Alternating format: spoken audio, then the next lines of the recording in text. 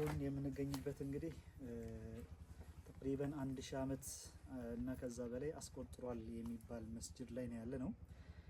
ለዚያ ደግሞ ማስረጃ የሚሆነው ከጎኑ የተቀበሩ ሰዎች እዚያው ድንጋዩ ላይ የተቀረጸ በአይናችን በራሳችን ያረጋገጥነውና የተመለከትነው 135ኛው ዓመት ሂጅሪያ ላይ ያለፉ 133ኛው ዓመት ሂጅሪያ ላይ ያለፉ እና ሌሎችም እዚሁ አካባቢ ላይ እንግዲህ እነ አልኢማም አቡ ሐኒፋ ረዲየላሁ ዐንሁ ከመሞታቸው በፊት ማለት ነው እንግዲህ ያለፉ የተለያዩ መቃብሮችን ተመልክተን ነበርና መስጂዱን እስቲ አብረን እየገባን እንመልከተው።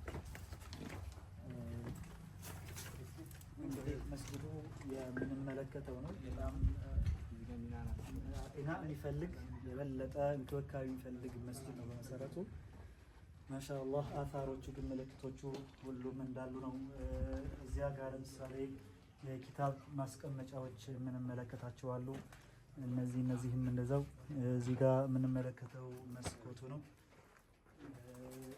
ማሻአላህ በጣም ኡንስ ያለበት በጣም ደስ የሚል ስሜት የሚሰማ ቦታ ነው። ሱብሃንአላህ አላህ አላህ ያኒ ያ ማለት እስልምና ወደዚህ የገባበት ምን ያክል ጥንት እንደነበረ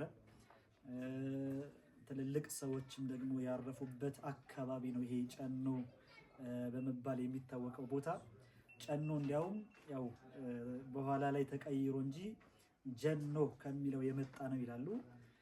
ጀኖ የኔ ጀነት የዱንያ ጀነት በጣም ኒዕማው ጸጋው በጣም ያማረበት ቦታ ከመሆኑ የተነሳ በዛ ሰበብ ነው እንደዛ ብለው የሰየሙት ይላሉ ይሄን ጨኖ የሚባለውን አካባቢ።